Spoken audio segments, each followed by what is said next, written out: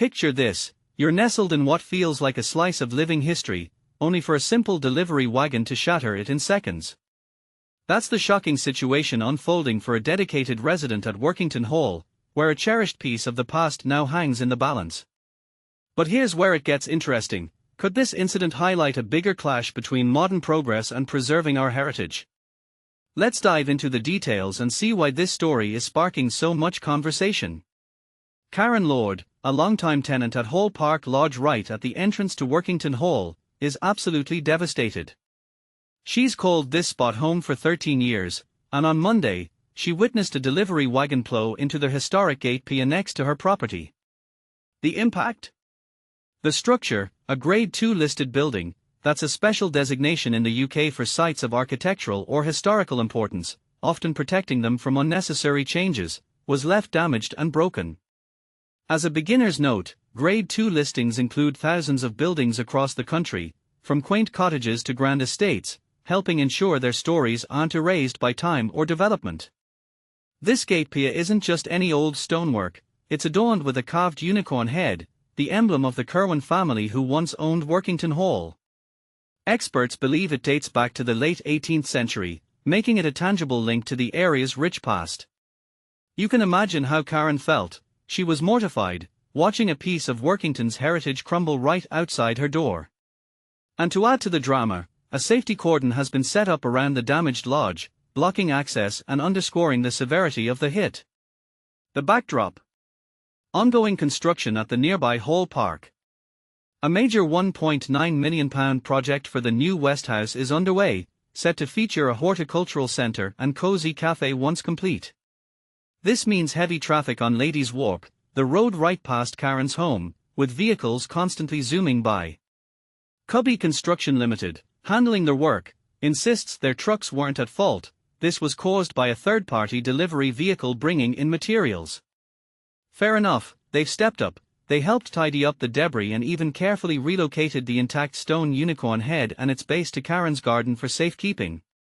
But this isn't an isolated bump in the road. Karen reveals it's the second vehicle-related incident since the construction kicked off, following a similar smash-up last month. It's scary, she shares.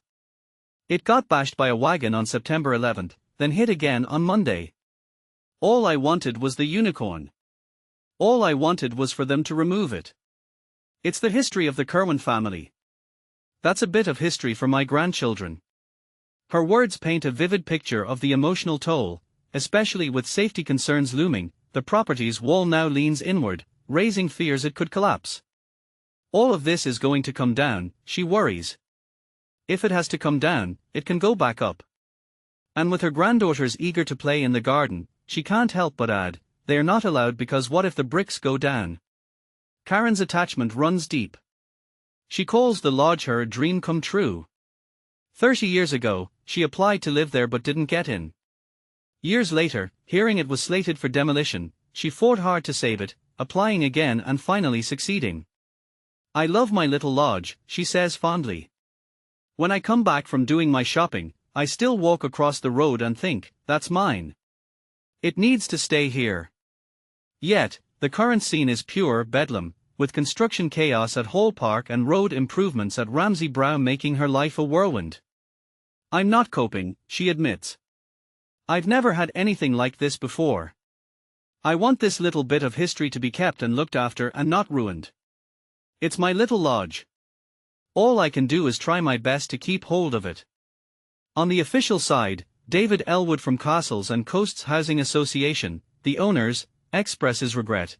We're sorry that our resident has experienced damage to her home, caused by a third-party vehicle. As it's a Grade 2 listed building, there are specific processes we have to follow, and we are taking all of the necessary steps and liaising with Cumberland Council so that we can carry out the work needed as soon as we are able. We will continue to keep the resident updated throughout this process. And Cumberland Council, the local authority overseeing the area, promises to collaborate. As the local planning authority, Cumberland Council will work with Castles and Coasts Housing Association to ensure that repairs are in keeping with the building park status. As custodians of Hall Park, Cumberland Council allow access by agreement to the walled garden via Ladies' Walk. The council has checks in place to ensure the contractor is compliant with the terms of this agreement in order to ensure the safety of people and property along that route.